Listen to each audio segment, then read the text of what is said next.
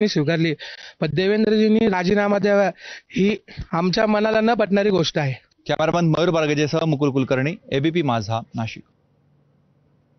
विजयाचे अनेक बाप असतात, मात्र पराभवाला कुणीच वाली नसतो, अशी काहीशी म्हण आपल्याकडे आहे. आताही महाराष्ट्रामध्ये महायुतीला अनपेक्षित असं अपयश आलंय. त्यातच एकटे फडणवीस सोडले तर जबाबदारी घेण्यासाठी कुणीच पुढे आलेलं नाहीये. उलट एकमेकांवरती आरोप आणि पराभवाची कारणं देण्यासाठी अनेक जण पुढे आले आहेत. पाहूयात.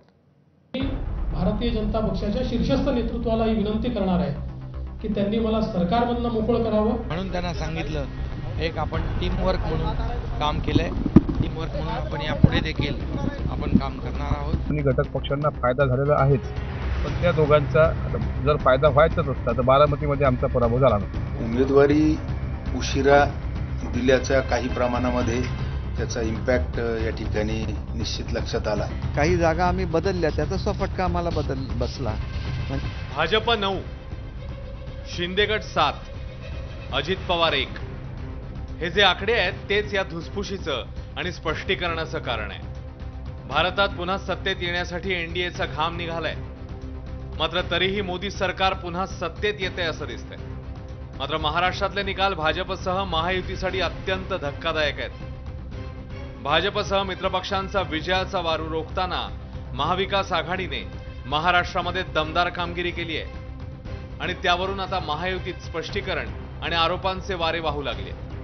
मी भारतीय जनता पक्षाच्या शीर्षस्थ नेतृत्वाला ही विनंती करणार आहे की त्यांनी मला सरकारमधनं मोकळं करावं आणि पक्षामध्ये पूर्ण वेळ काम करण्याची त्यांनी संधी द्यावी, जेणेकरून ज्या काही कमतरता राहिल्या आहेत त्या कमतरता पूर्ण करण्याच्या दृष्टीने मला माझा पूर्ण वेळ देता येईल. आम्ही सांगितलं की आपण एक टीम म्हणून काम करतो, त्यामुळे एका निवडणुकीमध्ये कमी जास्त यश अपयश मिळालं याचा अर्थ आपण ही सगळ्यांची सामूहिक जबाबदारी आहे.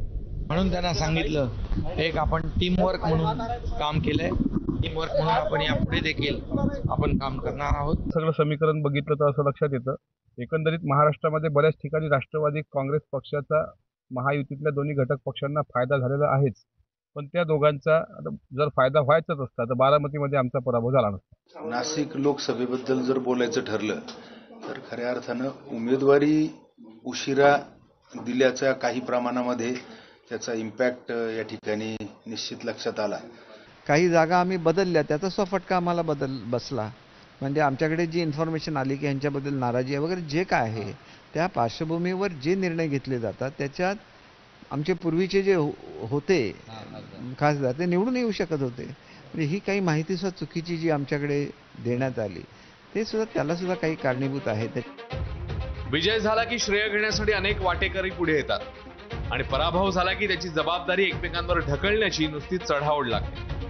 महायुतीत फक्त देवेंद्र फडणवीस यांनी स्वतः जबाबदारी स्वीकारत सरकारमधून मोकळं करण्याची मागणी केंद्रीय नेतृत्वाकडे केली असली तरी इतर नेते मात्र आता एकतर दुसऱ्यावर खापर फोडण्यासाठी किंवा पराभवाची कारणं सांगण्यासाठी पुढे येताना दिसत आहेत.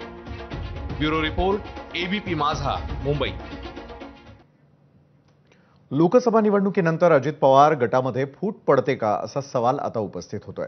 अजितदादा गटाचे नाराज आमदार सुळेंच्या संपर्कात आहेत अशी माहिती सूत्रांनी दिली आहे. तर अजित पवार गटाचे 18 ते 19 आमदार परतीच्या वाटेवर असल्याचा दावा आमदार रोहित पवारांनी केलाय.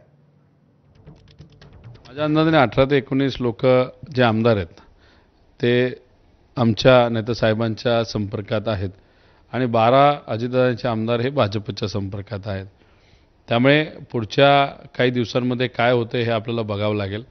जे लोक सत्तेत आत्ता आहेत आणि परत कदाचित पुढच्या सगळ्यात गोष्टी बघत परत येतील त्यांना सेकंड प्राधान्य दिलं पाहिजे असं मला तरी वाटतं. आणि त्याच्याचबरोबर काही असे आमदार आहेत की ज्यांनी साहेबांबद्दल कुठेही काही निगेटिव्ह बोललेलं नाही आणि काही व्यक्तिगत नाही तर दबावतंत्र करून त्यांना तिकडं जावं लागलं आहे. त्यामुळे अशी जी लोकं आहेत तर अशा लोकांना घ्यायला काही हरकत नाही, पण ज्या लोकांनी खालच्या लेवलला जाऊन आपल्या नेत्यांच्या विरोधात विचाराच्या विरोधात काही वक्तव्य केले असतील अशा लोकांना घेऊ नये असं आमच्या सगळ्यांचं मत आहे. भाजप किंवा महाविकास आघाडीला पाडा असं मी कधीच सांगितलं नाही असं म्हणणं आहे जरांगेंचं. पंकजा मुंडेंना निवडणुकीमध्ये पाडा असं कधीच म्हणालो नव्हतो असं देखील मनोज जरांगे म्हणाले. आरक्षण मिळालं नाही तर विधानसभेला 288 उमेदवार उतरवणार आहे. मनोज जरांगेंनी आता थेटपणे सरकारला इशारा दिलाय. मी राजकारणातच नाहीये. मी कोणाला पाडा म्हणलोच नाही. माझा समाजही राजकारणात नाही. आम्ही कोणाला पाडा नाही म्हणलो. आम्ही काय सांगितलं फक्त कोणाला पाडा कोणाला निवडून आणा. पण ह्या वेळेस असं पाडा की मराठ्यांची भीती वाटली पाहिजे मताची. जर तुम्ही हे नाही दिलं मग मात्र मी 288 उमेदवार महाराष्ट्रात सगळ्या जाती धर्माचे उभा करणार. मी 8 जूनला आमरण उपोषणाला बसतोय. तुम्ही तात्काळ निर्णय घ्या आणि हे देऊन टाका. आम्हाला गरज नाही.